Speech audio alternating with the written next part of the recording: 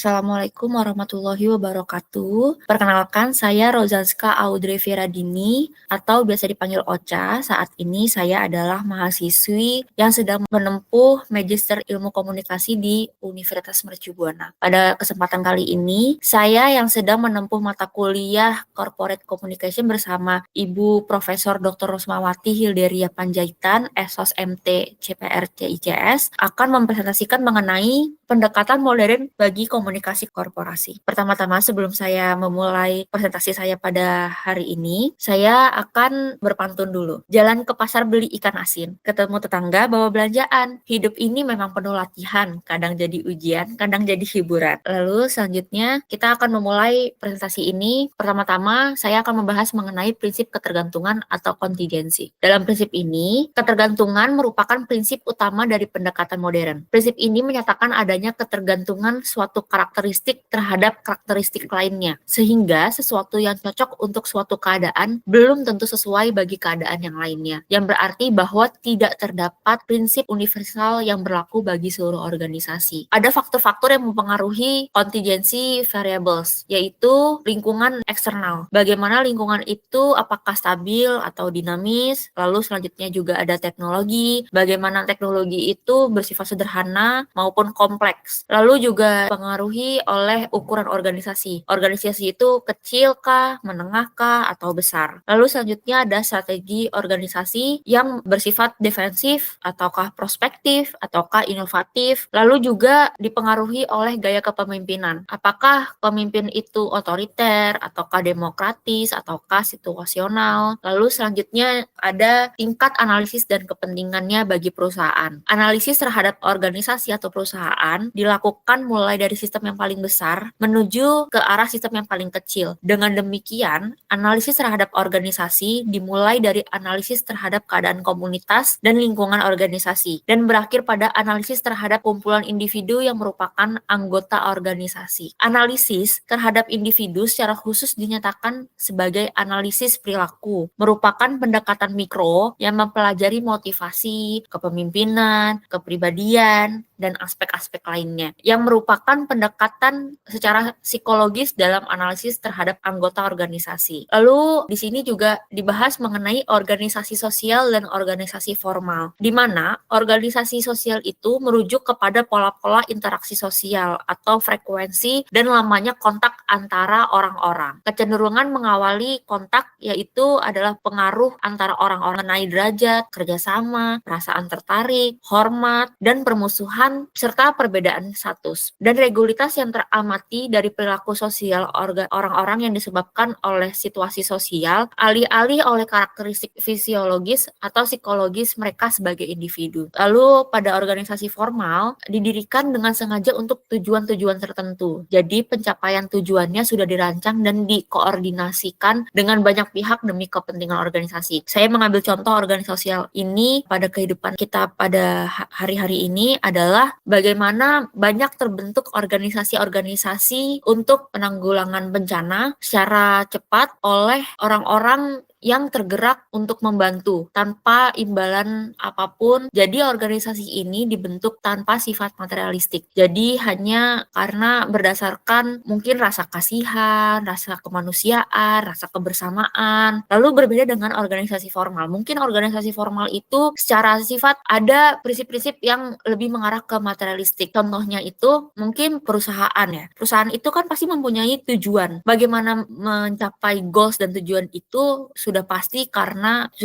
dibutuhkan dukungan-dukungan materialistik begitu. Lalu selanjutnya ada Resource Defense Theory atau RDT. Strategi komunikasi untuk mengurangi ketergantungan yaitu pada teori RDT yang menjelaskan bahwa organisasi cenderung mengambil tindakan untuk mengendalikan sumber kritis atau hubungan yang menyediakan sumber tersebut. Misalnya melalui kontrak jangka panjang atau aliansi strategis serta pengangkatan perwakilan ke Dewan Mitra hingga diversifikasi sumber pemasok. Dari perspektif komunikasi korporat, taktik RDT diterjemahkan menjadi pembangunan hubungan jangka panjang dengan pemangku kepentingan utama, komunikasi transparan mengenai risiko dan mitigasi, serta aktivitas public affairs yang bertujuan mempengaruhi lingkungan regulasi. Penggunaan strategi ini membantu organisasi mereduksi tekanan eksternal serta menstabilkan ekspektasi pasar dan pemangku kepentingan. Di sini ada pendekatan modern. Dari karakteristiknya adalah birokrasi Weberian, di mana ada struktur jabatan formal, yaitu organisasi dari jabatan-jabatan yang jelas atau penyelia, dosen, pelatih, sebagai dasar pembangunan organisasi formal. Lalu ada pembagian tugas resmi, yaitu di mana tujuan organisasi dibagi menjadi tugas-tugas spesifik sesuai jabatan, atau tercipta spesialisasi dan keahlian tinggi. Selanjutnya ada kewenangan legal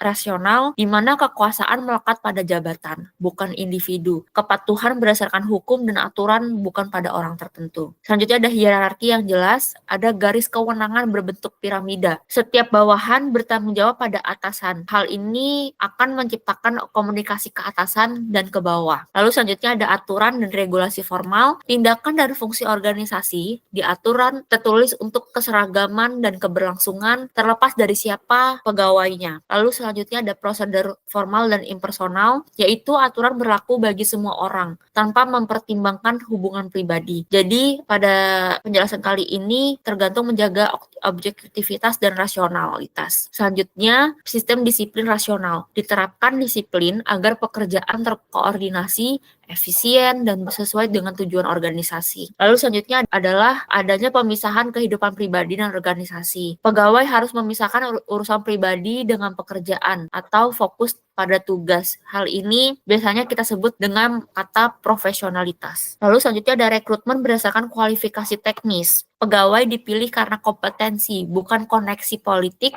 ataupun keluarga. Jabatan ditentukan atasan, bukan pemilihan umum. Lalu selanjutnya ada karir berbasis prestasi dan senioritas. Kenaikan jabatan berdasarkan prestasi dan masa kerja. Setelah masa percobaan, pegawai memperoleh keamanan kerja dan perlindungan dari pemecatan sewenang-wenang. Hal ini pasti biasanya ada di dalam klausul-klausul pada saat kontrak kerja. Lalu selanjutnya ada pengelolaan komunikasi formal dan informal. Komunikasi jabatan perlu dilengkapi dengan protokol yang jelas seperti template briefing, SOP, dan format laporan agar pesan resmi konsisten. Di sisi lain, pengelolaan kanal informal harus berupa monitoring dan mekanisme umpan balik, sehingga isu yang muncul di grup percakapan internal dan forum pekerjaan dapat diakui dan dikelola sebelum berkembang menjadi masalah besar. Pendekatan ganda ini menjaga keseimbangan antara kontrol pesan dan keterbukaan yang diperlukan untuk inovasi dan deteksi dini isu. Lalu di sini ada komunikasi jabatan dan hubungan informal. Komunikasi jabatan atau positional communication merupakan ciri utama organisasi formal, di mana hubungan dibangun antar jabatan, bukan antar individu. Organisasi dipandang sebagai jaringan jabatan, dan setiap orang yang menduduki posisi tertentu harus berkomunikasi sesuai dengan fungsi dan kewajiban jabatannya. Lalu selanjutnya ada teori manajemen ilmiah Taylor, bagaimana Taylor memfokuskan pada efisiensi kerja melalui pembagian kerja yang terstruktur, pengawasan fungsional, dan prosedur standar. Ia percaya bahwa dengan menetapkan prinsip-prinsip ilmiah dalam manajemen, produktivitas dapat dimaksimalkan dan pemborosan dapat dikurangi. Lalu juga ada teori struktural klasik, yaitu pada Weber dan Taylor sama-sama menjelaskan bahwa yang dianggap melahirkan teori struktural klasik ini pada dasarnya pendekatan yang melihat organisasi formal sebagai mesin yang diatur melalui struktur, aturan, dan pembagian kinerja. Organisasi formal diposisikan untuk menghasilkan efisiensi, sementara organisasi sosial dipandang sebagai produk alami dan interaksi sosial. Lalu pada teori transaksional, bagaimana teori ini muncul sebagai jembatan dari pemikiran klasik menuju teori modern. Jika teori klasik terlalu menekankan struktur dan efisiensi, teori transaksional mulai menyoroti peran manusia ke hubungan antar individu, serta pentingnya melihat organisasi sebagai sistem yang terbuka dan dinamis. Lalu selanjutnya juga ada teori komunikasi, kewenangan atau Chester-Bernard Barnard melihat organisasi sebagai sistem orang, bukan sekadar struktur mekanis. Organisasi hanya ada jika orang mampu berkomunikasi dan mau bekerja sama. Kewenangan tidak hanya datang dari atas, tetapi diterima dari bawah, atau acceptance theory of authority. Fungsi utama eksekutif menurutnya adalah membangun dan menjaga sistem komunikasi. Lalu juga ada teori hubungan manusiawi oleh Elton Mayo, studi Hawthorne. Penelitian ini dilakukan di pabrik Hawthorne menunjukkan bahwa produktivitas tidak hanya dipengaruhi kondisi kerja, melainkan juga hubungan sosial dan perhatian yang diberikan. Efek ini dikenal sebagai Hawthorne Effect. Perhatian terhadap pegawai dan interaksi antar mereka dapat meningkatkan moral dan kinerja. Lalu selanjutnya ada teori fusi atau Bakke dan Egeris. Bakke menerankan adanya fusi antara individu dan organisasi. Organisasi mempengaruhi individu, sekaligus individu mempengaruhi organisasi. Argyris menambahkan bahwa sering terjadi ketidaksesuaian antara kebutuhan pegawai dan tuntutan organisasi yang menimbulkan frustasi atau apatisme jika tidak dikelola dengan baik. Lalu selanjutnya ada teori peniti penyambung atau Francis Likert. Likert memperkenalkan model linking pin di mana setiap penyelia menjadi penghubung di antara kelompok yang dipimpinnya dengan kelompok yang lebih tinggi. Struktur ini menekankan pentingnya komunikasi ke atas, partisipasi, dan keterikatan antar kelompok dalam organisasi. Lalu ada teori sistem atau SCOT. Organisasi dipandang sebagai sistem terbuka yang terdiri dari berbagai saling bergantung antara individu, struktur formal, interaksi informal, pola status, dan lingkungan kerja. Semua bagian saling terhubung dan komunikasi menjadi penghubung utama antar bagian. Lalu ada teori mutakhir. Teori ini kontemporer memandang organisasi lebih kompleks dan dinamis. Organisasi tidak lagi dilihat seperti mesin, tetapi seperti organisme atau bahkan holograf, di mana setiap bagian mencerminkan keseluruhan hubungan sebab akibat lebih rumit dan perilaku manusia serta budaya organisasi semakin diperhatikan. Lalu juga ada teori pengorganisasian atau Carl Weick. Weick menekankan bahwa organisasi bukan benda tetap, melainkan hasil dari proses organizing. Struktur organisasi terbentuk dari perilaku yang saling bertautan. Komunikasi bukan sekedar cerminan organisasi, tetapi justru proses utama yang menciptakan organisasi itu sendiri. Lalu juga ada sense making, Weick, dan desain proses komunikasi. Sense making menekankan bahwa aktor organisasi menciptakan makna melalui tindakan, retrospeksi, dan interaksi sosial, bukan sekedar menerjemahkan instruksi dari atas. Implikasi operasional, organisasi perlu merancang forum dan ritual informasi, rapat singkat harian, debrief, toolkit, dan dokumentasi keputusan yang memfasilitasi pembuatan makna bersama, sehingga karyawan pada semua level mampu memahami konteks dan mengambil keputusan adaptif saat informasi lengkap belum tersedia. Dalam konteks krisis, sense making membantu menjelaskan mengapa karyawan bertindak berbeda saat diberi informasi yang ambigu. Oleh karena itu, program pelatihan dan kemampuan interpretasi cepat atau sense making drills dan peran linking pins antar unit menjadi alat penting. Konsep ini didukung oleh karya klasik Weick dan dipakai luas di studi organisasi. Lalu selanjutnya ada lingkungan komunikasi organisasi. Lingkungan organisasi secara umum dapat diartikan sebagai sesuatu yang tidak terhingga atau infinite dan mencakup seluruh elemen yang terdapat di luar suatu organisasi. Dalam kenyataannya, tidak semua elemen lingkungan yang berpengaruh secara langsung terhadap organisasi. Karena itu, definisi sebelumnya bisa dipersempit. Lalu ada komunikasi ISG dan tantangan di era digital. Literatur terbaru menyoroti dua hal utama, tuntutan transparansi yang semakin tinggi atau pemangku kepentingan menuntut bukti dan data. Lalu ada resiko greenwashing yang semakin mudah dideteksi. Penelitian tentang komunikasi ISG di platform video atau sosial media menunjukkan konten dan menonjolkan transparansi dan kepatuhan mendapat respons positif, namun juga menuntut laporan yang terdokumentasi dan audit pihak ketiga.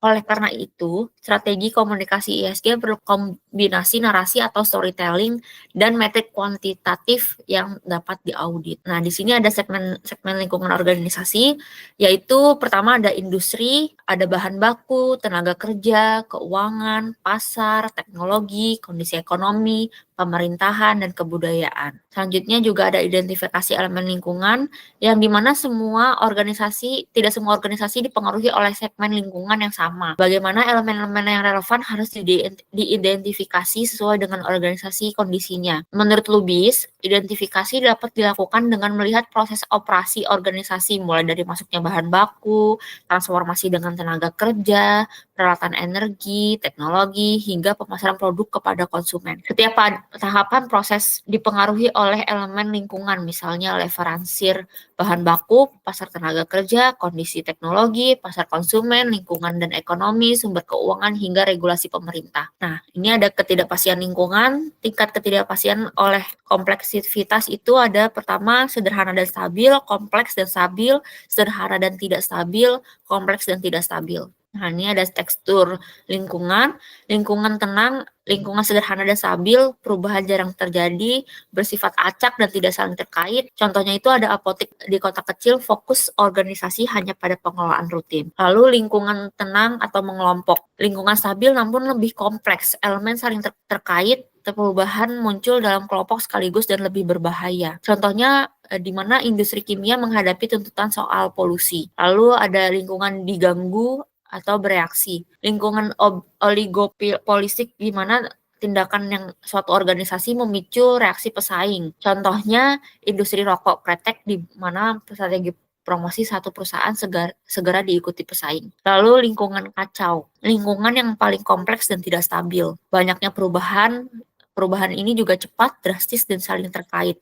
Contohnya pada teknologi baru atau regulasi pemerintah dan perencanaan sulit dilakukan, adaptasi menjadi cara terbaik. Pengaruh lingkungan terhadap organisasi. Pertamanya ada ketergantungan sumber daya, struktur organisasi, elemen-elemen perbatasan, diferensiasi dan integrasi, struktur organik dan mekanik, perencanaan dan peramalan masa depan atau forecasting. Strategi pengendalian lingkungan. Pertama, membina hubungan jangka panjang melalui mekanisme seperti kontrak, joint venture, atau kemitraan strategis untuk menurunkan ketidakpastian pasokan dan permintaan. Kedua, mengendalikan lingkungan melalui tindakan politis dan institusional seperti lobby atau bergabung dengan asosiasi, industri untuk mempengaruhi regulasi dan relevan. Dalam pelaksanaannya, komunikasi yang jelas, pengungkapan konflik kepentingan, dan kepatuhan etika menjadi fondasi agar upaya pengendalian lingkungan tidak menimbulkan resistensi politik. Di sini ada ketergantungan struktur organisasi terhadap lingkungan, yaitu strategi untuk mengendalikan lingkungan, yaitu mengusahakan terciptanya hubungan yang baik dengan elemen-elemen terpenting dari lingkungannya. Nah, bentuk kegiatannya yaitu pertama ada integrasi melalui merger atau penggabungan, lalu juga ada kontrak atau joint ventures, lalu kooptasi atau cooptation dan interlocking di directorate. Lalu ada pengangkatan eksekutif, iklan dan hubungan masyarakat. Lalu bagaimana berusaha mengendalikan ataupun membentuk lingkungan agar tidak berbahaya dan bisa menguntungkan bagi organisasi. Kegiatan yang dapat dilakukan adalah mengubah bidang kegiatan politik, asosiasi pengusaha sejenis. Ini ada hubungan organisasi. Yang pertama ada transaksi sumber, di mana hubungan dengan organisasi lain biasanya terjadi karena organisasi lain itu memiliki sesuatu yang dibutuhkan oleh organisasi kita. Lalu juga ada peraturan pemerintah, bagaimana beberapa jenis hubungan antara organisasi terjadi karena peraturan pemerintah. Suatu perusahaan diwajibkan mempunyai hubungan dengan kantor pajak, pemerintah daerah, dan badan-badan pemerintah lainnya. Nah, sebelum saya mengakhiri presentasi saya pada kali ini, saya akan memberikan pantun pada akhir presentasi saya. Pergi ke warung beli ketupat, uang koin jatuh ke selokan. Hidup kadang terasa nikmat, tanggal muda senyum, tanggal tua kita kelaparan. Semoga enggak ya, teman-teman. Semoga tanggal tua juga tetap bisa makan enak karena manajemen keuangan yang baik. Nah, terakhir ada daftar pusaka yang saya kutip untuk presentasi saya kali ini. Sekian presentasi saya pada kali ini. Semoga apa yang saya sampaikan bisa menambah ilmu teman-teman semua. Sebelum saya mengakhiri, kurang dan lebihnya mohon dimaafkan dari presentasi saya. Wassalamualaikum warahmatullahi wabarakatuh.